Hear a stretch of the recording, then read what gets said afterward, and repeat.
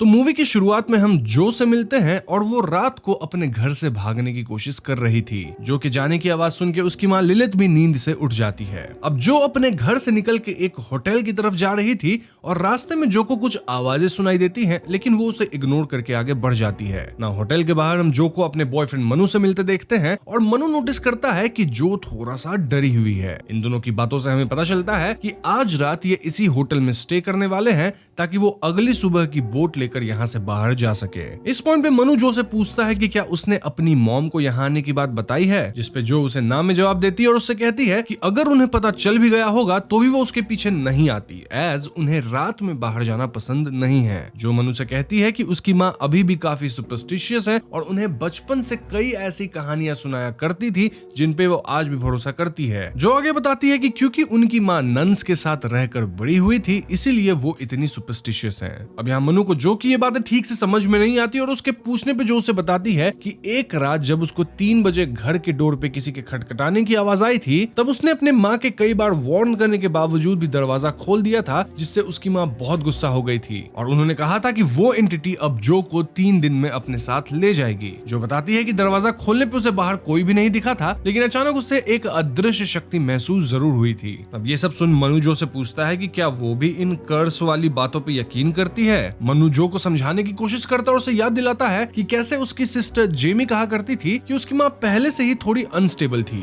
और उनके पिता के गुजर जाने के बाद उनकी हालत और भी खराब हो गई थी और शायद इसीलिए जेमी भी घर छोड़ के चली गई। मनु कहता है कि शायद लिलित के साथ रहने के कारण तुम भी थोड़ा इफेक्ट हो चुकी हो, इसलिए इन सब बातों पे भरोसा करने लगी हो। खैर इसी बीच जो की तबीयत खराब होने लगती है और यहाँ पे मनु को लगता है कि शायद लंबे समय तक भूखे रहने के कारण जो की तबीयत खराब हो रही है। ऐसे में मनु खाना लाने चला जाता है, लेकिन जो नहीं चाहती थी कि मनु उसे छोड़ के अकेला जाए। ना मनु के जाने के थोड़ी देर बाद जो को डोर पे नॉक की आवाज सुनाई देती है और वो मनु को आवाज लगाती है, लेकिन उसे सामने से कोई जवाब नहीं आता, जिससे वो थोड़ा डर जाती है। वो पिन होल से चेक करने की कोशिश करती है, लेकिन उसे बाहर कोई भी दिखाई नहीं देता। अब जैसे ही जो वहां से जाने लगती है उसे फिर से नॉक सुनाई देता है, लेकिन इस बार जो को कमरे का दरवाजा खुला हुआ दिखता है। इनफैक्ट रूम की सारी लाइट्स भी बंद हो जाती है। जो डर के बाथरूम में छिप जाती है और मनु को कॉल करने की कोशिश करती है। तभी उसे बाथरूम के डोर पर नॉक की आवाज सुनाई देती है और वहां की लाइट भी बंद हो जाती है। इस पैनिक सिचुएशन में जो की हाथों से उसका फोन गिर जाता है और जो डरते हुए अपने पीछे लगे मिरर पे देखती है। अब यहाँ हम व्यूअर्स देखते हैं कि जो की आंखें व्हाइट हो रही थी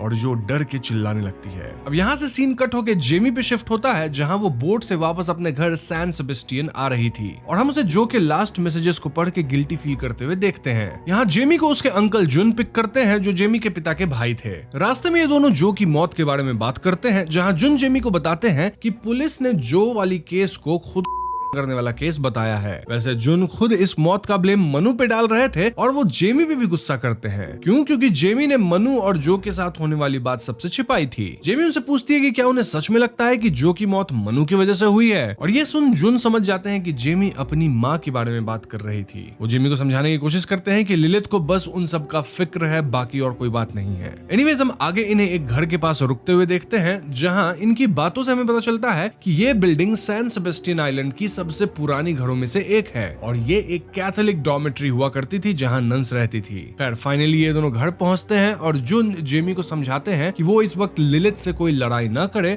जिससे हम समझ पाते हैं कि जेमी और लिलित के बीच का रिश्ता कुछ ठीक नहीं है। इनफैक्ट यहाँ लिलित भी जेमी को आते देख कुछ खास रिएक्ट नहीं करती। अब जेमी जो कि यहाँ फ्यूनरल को अटेंड करने आई थी, वो कास्केट में रखी जो की बॉडी को देख इमोशनल होती है और तभी उसे अपना छोटा भाई जूलियस नजर आता है। जूलियस जेमी को देखकर भाग के अपने कमरे में चला जाता है और जेमी भी उसके पीछे जाती है। और जूलियस को हम अपने कमरे में एक जार को लिए बैठे हुए देखते हैं और जेमी को आता देख वो उसे बताता है कि एक मौत जार से मिसिंग है। मैं आपको बता दूं कि इसे मूवी की शुरुआत में घर में घूमते हुए देखते हैं। जेमी ये सुन उसे कंफर्ट करने की कोशिश करती है और उसे कमरे में रखा एक बॉक्स दिखता है जिसमें जो ने उनकी पुरानी फोटोज वगैरह संभाल के रखी थी। जेमी उसे देख इमोशनल होती है और जूलियस उससे कहता है कि जो ने उसे प्रॉमिस किया था कि वो उसे कभी छोड़कर नहीं जाएगी। जूलियस आगे कहता है कि इवन तो सब उससे जो की मौत का रीजन छिपा रहे हैं, लेकिन उसे पता है कि जो को कुमा काटोक ले गया है। अब दोस्तों कुमा काटोक का ओरिजिन फिलिपिनो फोकलोर से रिलेटेड है, जिसके बारे में हम मूवी के एंड में डिटेल में बात करेंगे। हर जूलियस उसी एंटिटी की बातें कर रहा था जिसके बारे में जो ने मूवी के स्टार्ट में मनु को बताया था। जेमी जूलियस की बातें सुन अपसेट हो जाती है और उसे अपनी मॉम की बातों पे भरोसा करने से मना करती है।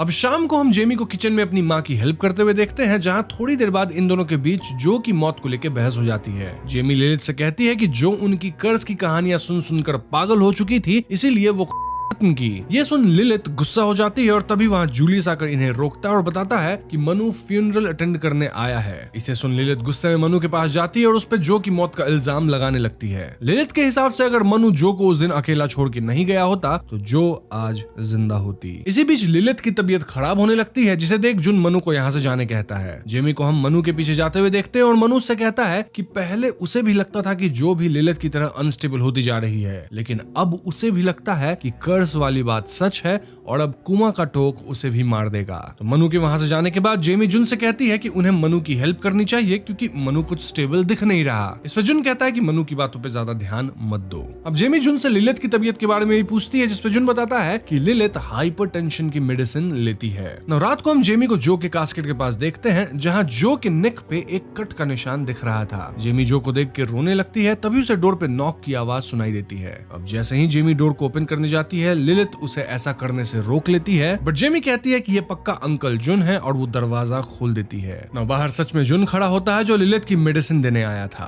अब अगली सुबह हम सभी को जो के बरियल के लिए रेडी होते देखते हैं और जेमी यहाँ जूलियस को बताती है कि वो कल वापस जाने वाली है। इनफैक्ट यहाँ वो जूलियस को भी थोड़े दिनों के लिए अपने साथ चलने को कहती है। अब पहले तो जूलियस मना कर देता है, सेइंग कि माँ इसके लिए राजी नहीं होंगी, पर जेमी के इंसिस्ट करने पे वो उन्हें मनाने की बात कहता है। अब सीन शिफ्ट होकर सिमेट्री पे जाता है, जहाँ बरियल सेरेमनी के बाद जूलियस अपनी माँ से जेमी के साथ जाने वाली बात कहता है। इस पे लिलिथ उसे जाने के लिए परमिशन दे देती है। सभी बरियल के बाद वहाँ से जाने लगते हैं, लेकिन जेमी ग्रेव के पास थोड़ी देर रुकने की बात कहती है। तभी वहाँ मनु भी आता है और वो जेमी के सामने रोते हुए बताता है कि वो जो से बेहद प्यार करता था, लेकिन उसे जो को आखिरी बार देखने भी नहीं दिया गया। तभी अचानक मनु को जो के ग्रेव से नॉक करने की आवाज आती है, जिसे सुन वो डर कर वहाँ से चला जाता है। अब उसी रात हम जेमी को अपने कमरे में एक नाइटमेयर से उठते हुए देखते हैं, जिसमें उसे जो की स्पिरिट हॉन्ट कर रही थी। जेमी को उठने पे अपने कमरे में फिर से जो की स्पिरिट दिखाई देती है, लेकिन उसे लगता है कि वो हैलुसिनेट कर रही है और ऐसे में वो वापस सोने चली जाती है। खैर तो अगली सुबह जेमी जूलियस को लेकर वापस जाने के लिए निकलती है, जहाँ जूलियस बड़ी मुश्किल से अपनी मॉम को गुड बाय करता है। अब जूलियस के जाने के बाद हम लिलिथ को भी रोते हुए देखते हैं और अचानक लिलिथ को घर में कुछ आवाजें सुनाई देती है। वो जो की तरफ देखते हुए उसे जेमी और जूलियस का ख्याल रखने कहती है। अब सीन जेमी पे शिफ्ट होता है और हम उसे उसी होटल में आते हुए देखते हैं जहाँ जो की मौत हुई थी। जूलियस उसे होटल में रुकता हुआ देख उससे पूछता है कि वो यहाँ क्यों रुक रही है, जिसपे जेमी उसे थोड़ा रूडली जवाब देती है। वैसे आगे जेमी रूडली बात करने के लिए माफी भी मांग लेती है। तो अब जूलियस जेमी से पूछता है कि आखिर मॉम और उसके बीच ऐसा क्या हो गया जिससे वो दोनों एक दूसरे पे इतने नाराज हैं। जेमी जूलियस को बताती है कि उनके डैड के गुजर जाने के बाद उनकी माँ और भी ज्यादा सुपरस्टिशियस हो गई थी। बेसिकली जब उनकी माँ जूलियस को लेकर प्रेग्नेंट थी, तब एक दिन उनके और डैड के बीच किसी बात को लेकर लड़ाई हुई थी और अगले दिन ही डैड खुद को खत्म किए थे। लेकिन उनकी मॉम को लगता है कि कुमा काटोक नाम का एंटिटी डैड की जान लिया है, बट जेमी को ऐसा नहीं लगता। बेसिकली जेमी के हिसाब से उनकी मॉम ये कहानी इसलिए बना रही है ताकि लोग उन पर उनके पिता की मौत का ब्लेम न डालें। जूलियस सुन जेमी से कहता है कि उसे इस कहानी से कोई प्रॉब्लम नहीं है, एज उनकी मॉम ने ये बस डैड की मौत को एक्सेप्ट करने के लिए किया है। इस बात को लेकर दोनों के बीच थोड़ी बहस हो जाती है, जिससे जूलियस वापस घर जाने की कोशिश करता है, लेकिन मौसम खराब होने पर वो आज रात यहीं रुकने का डिसाइड करता है। अब आधी रात को जब ये दोनों सो रहे होते हैं, तब जेमी को डोर पे नॉक करने की आवाज आती है और चेक करने पे उसे कोई नहीं दिखाई देता, लेकिन हम उसी अदृश्य शक्ति को जूलियस की ओर आते हुए देखते हैं जैसे जो ने महसूस किया था। तभी जेमी को होटल के हॉलवे से कुछ आवाजें आती हैं और उसे फ्लोर में कुछ स्टेन दिखाई देता है। इसका पीछा करते हुए वो उसी कमरे के पास पहुंच जाती है जहां जो की मौत हुई थी। जेमी रूम का डोर खुला हुआ देखती है और अंदर जाने पे उसे बाथरूम में मनु ट्रांस जैसे स्टेट में अपने आप से बातें करता हुआ दिखाई देता है। जेमी की आवाज लगाने पे मनु होश में आता है और वो जेमी को बताता है कि वो एंटिटी उसे अपने पास बुला रही है। इनफैक्ट उसे अभी भी जो जो दिखाई और सुनाई देती है। तो मनु की ऐसी खराब हालत देख जेमी उसे आज रात अपने साथ रुकने के लिए कहती है और मनु जेमी को बताता है कि जो के इंसिडेंट के बाद उसे भी एक रात अपने डोर पे वही नॉक सुनाई दी थी और तभी से उसे ऐसे हैलुसिनेशंस हो रहे हैं। तभी अचानक ही मनु को बाथरूम के मिरर में जो की स्पिरिट दिखाई देती है, जिसे देखकर वो चिल्लाने लगता है। मनु की आवाज सुन जूलियस भी उठ जाता है और जेमी मनु को संभालते हुए उसे आराम करने के लिए कहती है। अब अगले दिन जेमी नोटिस करती है कि जूलियस कमरे में नहीं है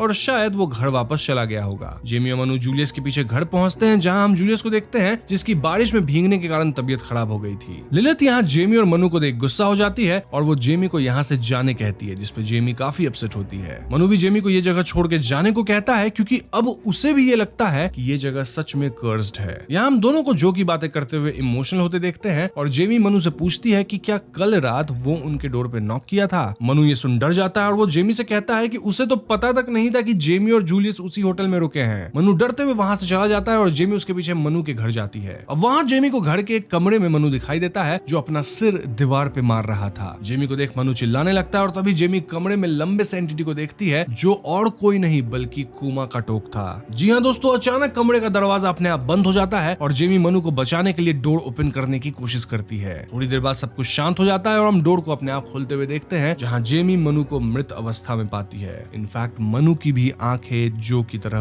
व्हाइट हो चुकी थी। खैर तो उस रात पुलिस मनु के मृत शरीर को ले जाते हैं और यहाँ अंकल जुन भी मौजूद थे जो जेमी को देख अपसेट थे। जुन जेमी को अपने साथ सेमेट्री में लेकर जाते हैं और उसे बताते हैं कि कैसे उसके पिता की मौत के बाद उसे भी एक रात नॉक की आवाज आई थी। इनफैक्ट उन्होंने भी डोर को खोला और इसके कारण कुमा कटोक ने उनकी जगह उनकी वाइफ की जान ले ली। जुन बताते हैं कि कुमा कटोक 3 दिन डोर पे नॉक करता है और डोर ओपन करने पर तीसरे दिन के बाद वो उसी परिवार से किसी एक की जान ले लेता है। इस कर्ज को रोकने का केवल एक ही तरीका है कि अगली बार कुमा कटोक के आने पे जुन अपने आप को उसके हवाले कर दे। जेमी जुन की बात सुन परेशान हो जाती है और उन्हें ऐसा कुछ भी करने से मना करती है, लेकिन जुन उसे समझाने की कोशिश करते हैं कि उनके पास इसके अलावा और कोई रास्ता नहीं है। ये सुन जेमी वहां से गुस्सा होकर वापस होटल चली जाती है और रात को सोते वक्त जो की स्पिरिट उसे दिखाई देती है, जिसका पीछा करते हुए वो होटल के रूम डोर के पास आती है जहां कुमा कटोक उसे हॉन्ट करता है। खैर अगली सुबह हम जूलियस को घर पे अकेला देखते हैं, जहां उसे वही मिसिंग मॉथ दिखाई देता है। इसके पीछे जाने पे जूलियस को घर के अंदर कुमा कटोक दिखाई देता है, जिसे देख वो बहुत डर जाता है। तभी वहां जेमी आती है और जूलियस को अपने साथ चलने कहती है, पर जूलियस घर के बाहर कुमा कटोक को नोटिस करता है और दोनों डर के उससे छिपने की कोशिश करते हैं। इस पॉइंट पे कुमा कटोक इनके पीछे घर के अंदर आता या आती है और इन्हें हॉन्ट करती है। तभी वहां जुन आते हैं, जिससे ये दोनों अपनी जान बचाकर घर के बाहर जाते हैं। जुन इन्हें साथ अपने घर लेकर आता है और थोड़ी देर बाद हम लिलिथ को भी वहां आते हुए देखते हैं। लिलिथ को देख जेमी रोने लगती है और उनसे माफी मांगती है और हम दोनों को बॉन्ड करते देख पाते हैं। यानी कि दोस्तों इस पॉइंट तक जेमी को भी यकीन हो गया था कि ये कुमा कटोक का कर्स जो है वो सच है। लिलिथ जेमी को पुराने फोटोज दिखाते हुए उसी ओल्ड कैथोलिक डॉम के बारे में बताती है कि यहाँ जापानीज एरा के वक्त कुछ अमेरिकन सोल्जर्स एक रात हेल्प मांगते हुए आए थे और वहाँ रहने वाली नन्स ने उनकी मदद की थी, लेकिन एट द एंड सोल्जर ने नन्स को भी मार दिया। ये स्टोरी बताते हुए लिलिथ की तबीयत फिर खराब होने लगती है और वो जेमी से कहती है कि वो अपनी मेडिसिन अपने साथ नहीं लाई है।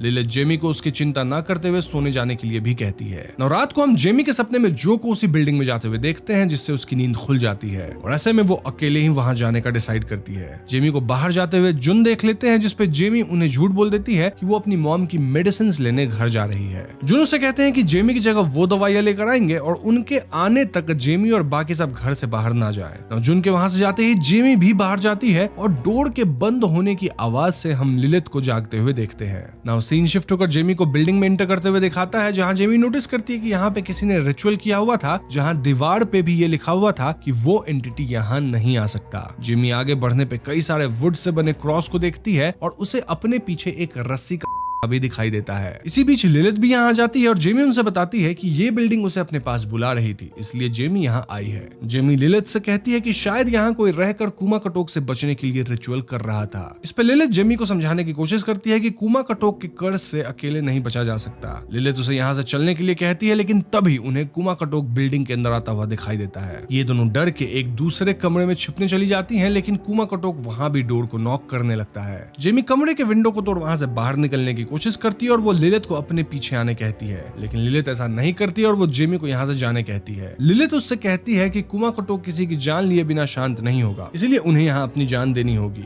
जेमी ये सुन उन्हें ऐसा करने से मना करती है, बट लिलित डोर ओपन कर देती है और हम कुमाकोटोक को उसे अपने साथ ले जाते हुए देखते हैं। अब अगली सुबह हम लिलित का मृत शरीर उसी बिल्डिंग के अंदर देख पाते हैं। यहाँ से सीन लिलित के फ्यूनरल पे आता है, जहाँ जुन जेमी से नाराज था क्योंकि उसने दवाई वाली बात झूठ कही थी, जिससे आज जुन की जगह लिलित की जान चली गई। ये सब सुन हम जूलियस को वहां से उठकर अपने कमरे में जाते हुए देखते हैं, जहां वो अपने जार में रखे हुए मौत को आजाद कर देता है। और जेमी के आने पे वो उससे पूछता है कि क्या उन्हें यहाँ से मनीला चले जाना चाहिए, जहाँ सब कुछ ठीक हो जाएगा। जेमी जूलियस को कंफर्ट करने की कोशिश करती है और उसी रात हम जुन और जेमी को बात करते हुए देखते हैं, जहाँ जुन उससे कहता है कि उसे ये बात समझ नहीं आ रही कि आखिर कुमाकोटोक ने जेमी के डोर पे क्यों नॉक किया था, क्योंकि जेमी ने तो जो को आखिरी बार देखा भी नहीं था। खैर जुन जेमी को बताता है कि कैसे लिलित हमेशा से चाहती थी कि जेमी उसके पास वापस आ जाए और एट द एंड उसकी इच्छा पूरी हो गई। जेमी ये सुनकर थोड़ा उदास होती है और जुन वहां से चले जाते हैं। अब हम जूलियस को अपने कमरे में देखते हैं, जो अपनी मॉम को मिस कर रहा था और अचानक से विंडो पे एक ब्लैक शैडो दिखाई देती है। वहीं नीचे जेमी को किसी का फोन आता है, जिसे उठाने पे उसे अपनी मॉम की आवाज सुनाई देती है, जो जेमी को डोर ओपन ना करने के लिए कहती है। तभी जेमी को डोर पे नॉक की आवाज सुनाई देती है, जिससे वो बहुत ज्यादा डर जाती है। तभी वो अपने मॉम के कास्केट को नोटिस करती है, जो कि अब खाली था। तभी अचानक जेमी अपने पीछे लिलित की स्पिरिट को देखती है और ऐसे में वो डर के घर का डोर ओपन कर देती है। ऐसा करते ही कुमाकोटोक जेमी पे हमला कर देता है और मूवी यहीं पे खत्म हो जाती है। तो दोस्तों ये थी नॉकटर्नो मूवी की एक्सप्लेनेशन, और चलिए अब हम कुछ थियरीज पे बात कर लेते हैं, लेकिन उससे पहले हम कुमाकोटोक एंटिटी के बारे में भी जान लेते हैं। तो कुमाकोटोक, जिसे कई लोग कामाकोटोक भी कहते हैं, ये फिलिपिनो फोकलोर से संबंधित काफी फेमस एंटिटी है, जो आधी रात में लोगों के दरवाजों पे नॉक करती है और जो कोई भी डोर ओपन करता है उसे कामाकोटोक अपने साथ ले जाती है। अब अगर आप देखेंगे तो मूवी का नाम नॉकटर्नो रखा गया है, जिसका मीनिंग होता है निशाचर या रात में शिकार करने वाला। ओल्ड फोकलोर में कुमाकोटोक के अपीयरेंस को ठीक वैसा ही दिखाया गया है जैसा फिल्म में हम थोड़ा बहुत देख पाए। मतलब ये एक लंबी एंटिटी होगी जो कि वेल पहने हुए डिस्क्राइब की गई है। कुमाकोटोक या फिर कामाकोटोक को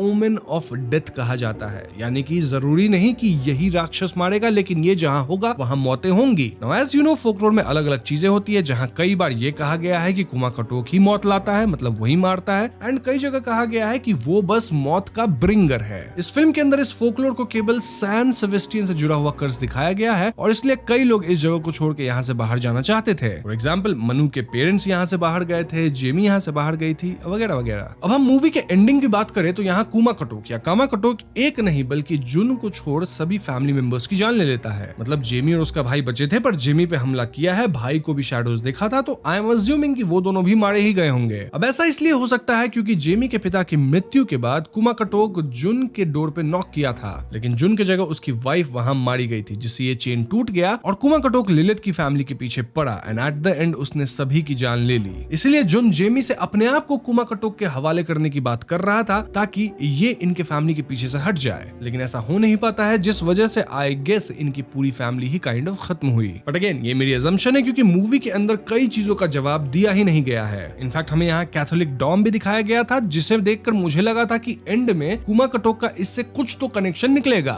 मतलब वहां जो मौतें हुई थी नन्स की, उसका कुछ तो संबंध होना चाहिए। बट सैडली ये सारी चीजें फिल्म में हमें बताई नहीं गई। इनफैक्ट हमें ये तक नहीं बताया गया कि अंकल जुन के साथ एंड में क्या हुआ। तो या तो ये बैड राइटिंग एंड डायरेक्शन है जहां हमें चीजें नहीं पता चली, या फिर मूवी की सेकंड पार्ट आ सकती है जहां हमें इन सारी चीजों का जवाब मिले। अब ये तो एक पीओवी थी, यानी कि यहाँ पे कुमाकोटोक ये एंटिटी सही में है जो कि इनके फैमिली की जान ले रहा है, लेकिन एक दूसरी थियरी भी एग्जिस्ट करती है जो कि मेंटल इलनेस से रिलेटेड है। इस थियरी के हिसाब से कुमाकोटोक या कामाकोटोक है ही नहीं, बल्कि लिलित के परिवार में मेंटल इलनेस की हिस्ट्री रही है। ये बात फिल्म में कई जगह हाईलाइट करी गई है और यही वजह हो सकती है कि लिलित के पति मारे गए, देन लिलित भी मरी, जो भी मरी, और इन द एंड जेमी का भी वही हश्र हुआ। इनफैक्ट वी कैन अज्यूम कि इस इन्वायरमेंट में रह के जेमी का भाई भी वैसा ही हो गया और वो भी खुद किया। यानी कि पुलिस जो बातें बता रही थी कि ये लोग कर रहे थे, दैट वाज ट्रू, लेकिन फिल्म में हमें मेंटल इलनेस को एक एंटिटी की तरह दिखाया गया है। Although this theory does not explain कि मनु क्यों खत्म हुआ होगा। I mean, उसके अंदर हमें किसी तरह की मेंटल इलनेस देखने को नहीं मिली थी, but it might be possible कि जो के मरने के बाद मनु बहुत ज्यादा इफेक्टेड हुआ होगा, या फिर हम ये भी मान सकते हैं कि ये टाउन ही ऐसा डिप्रेसिंग टाउन है जहां लोगों के साथ बुरी चीजें होती रहती हैं और वो लोग काइंड ऑफ एक डिप्रेसिंग एरा में है।